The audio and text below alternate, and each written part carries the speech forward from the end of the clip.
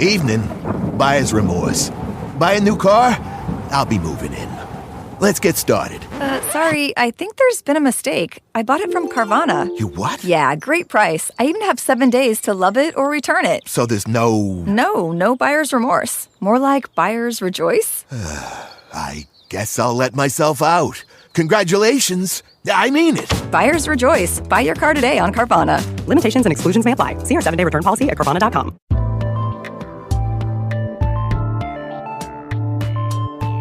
Whether you love hiking or are a restaurant enthusiast, many of us are familiar with mushrooms.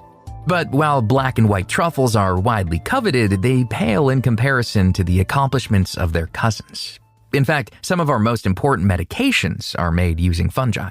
The antibiotics are made by fungi, penicillins, cephalosporins, and a drug that many of the listeners will be using, which is the statins to lower cholesterol.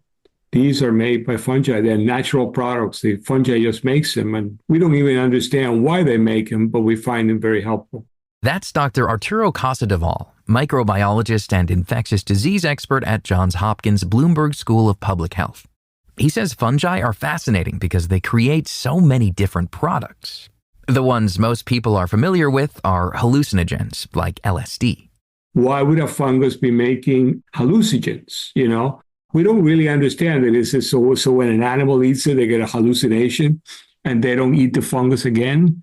We don't know, but they're remarkable in the number of molecules that they have. And some of these molecules are very powerful, from lowering your cholesterol to treating infections to giving you a bad trip. Casadevall says there's a lot we don't know about this kingdom. Even the pronunciation differs between communities. Experts estimate that we've documented about 10% of all fungal species that exist. Still, the little we do know of adds up to around 150,000 different types of fungus. This kingdom is extremely resilient. In fact, Casadevall says that they tend to thrive even when everything else is devastated. Major catastrophes in Earth's history, like mass extinctions of plants and animals, have been immediately followed by a fungal bloom. For example, when the meteorite killed the dinosaurs, the Earth was devastated, and there was a lot of plant matter. And it is now known that all that matter, led to a major fungal bloom. So one of the paradoxes is that the fungi do well when everything does poorly.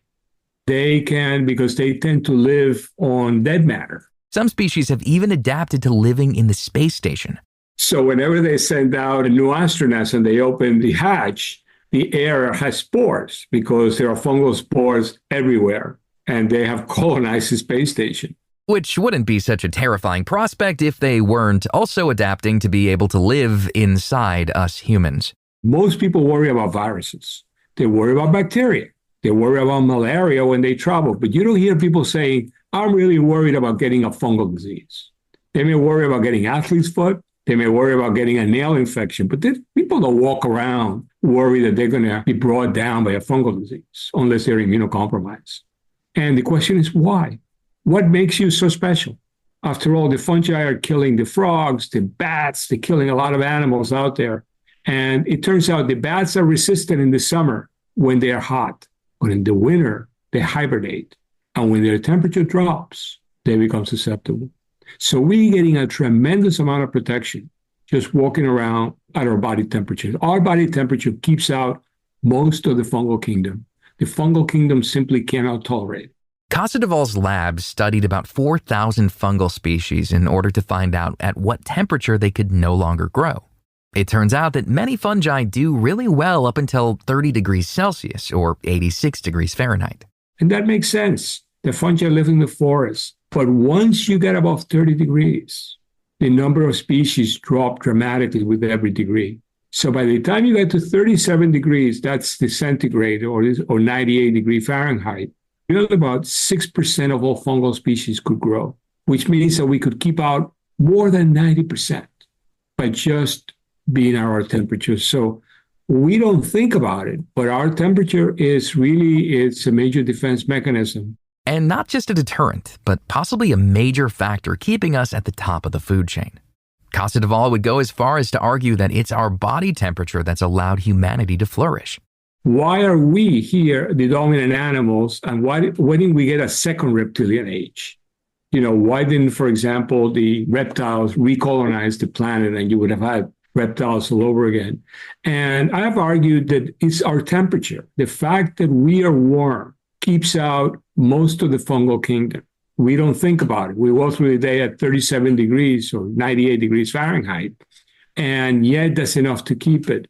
And I've argued that fungal bloom selected for the small mammals. The small mammals had an advantage.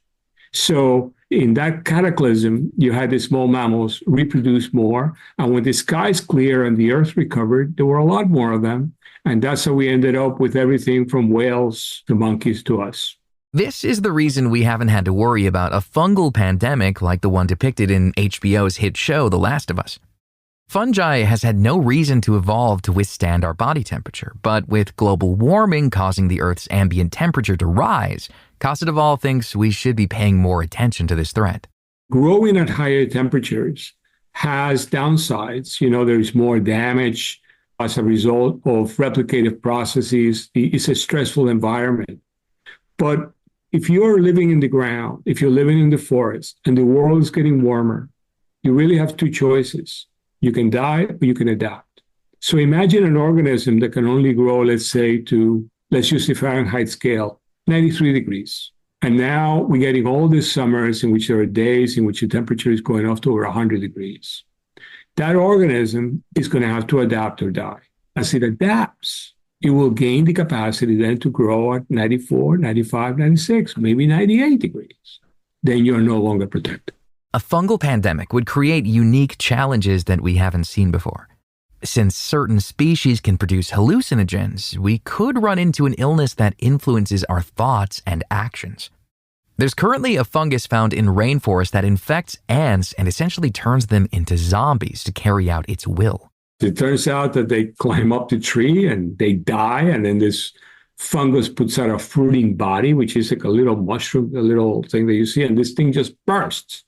And by bursting on top of the tree, it showers the spores and it spreads. So they get a lot more dispersal rather than if it did it on the ground.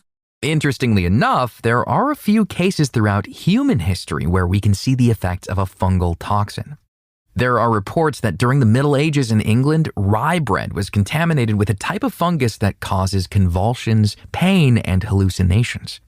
Thankfully, Casadevall says that our scientists are as prepared as possible with the current research. Still, the fungi kingdom is vast and largely unexplored, meaning that a devastating surprise could be right around the corner.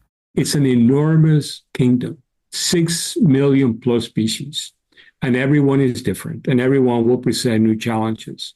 So we do have drugs. If we were confronted with a fungal emergency, I think that humanity has resources. We're not defenseless.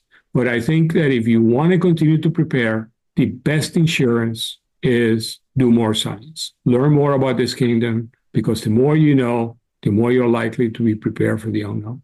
His book, What If Fungi Win, is available now wherever books are sold.